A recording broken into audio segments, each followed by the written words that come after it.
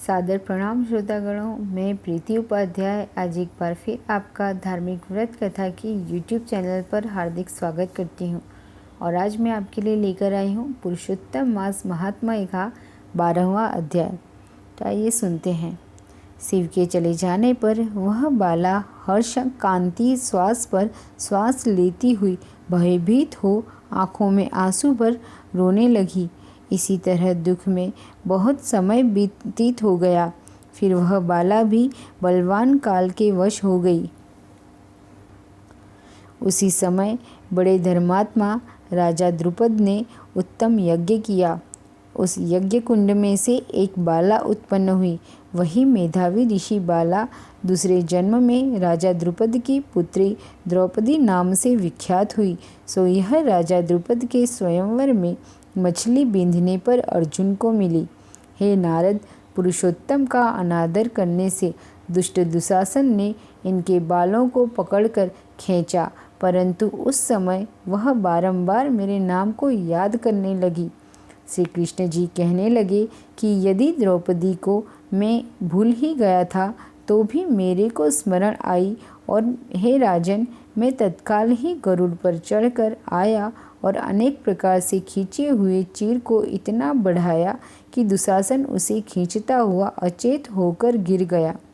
सदैव हमसे स्नेह करने वाली व पतिव्रता को पुरुषोत्तम मास के अनादर से मैंने भी उसको त्याग दिया। पुरुषोत्तम मास का तिरस्कार करने वाले को मैं भी गिरा देता हूँ। इसलिए सब तरह से यह मलमास ऋषियों व देवताओं को भी सेवन योग्य है। फिर मनुष्यों को तो अत्यंत ही मनवांछित फल देने वाला है। इसलिए आने वाले पुरुषोत्तम मास की आराधना करो। 14 वर्ष पूरे हुए, अब सब कुछ अच्छा ही होगा। श्री नारायण जी कहने लगे। इस प्रकार श्री कृष्ण द्रौपदी और पांडवों को समझाकर द्वारिकापुरी जाने की इच्छा से बोले, हे राजन, अभी विरह से व्याकुल द्वारिकापुरी को मैं जा रहा हूँ। ऐसा कहने पर भगवान प्रेम में मग्न हो पांडु पुत्रों को धीरे धीरे लौटाकर द्वारिकापुरी को चले गए। नारायण बोले, द्वारिकानाथ के द्वारिका जाने पर युधिष्ठिर अपने भाइयों सहित तप करते हुए तीर्थों में विचरने लगे। हे नारद, भगवान के प्रिय पुरुषोत्तम मास को मन में धारण कर और कृष्ण का वचन स्मरण कर अपने भाइयों और द्रौपदी से बोले, अहो, आप सब ने पुरुषोत्तम का महात्म्य सुना है।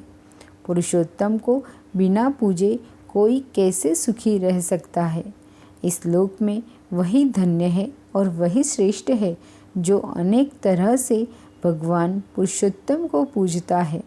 इस तरह सब तीर्थों में विचरते हुए पुरुषोत्तम मास के प्राप्त होने पर विधिवत उसका व्रत करने लगे और 14 वर्ष व्यतीत हो जाने पर श्री कृष्ण भगवान की कृपा से अकंटक राज्य को प्राप्त हुए।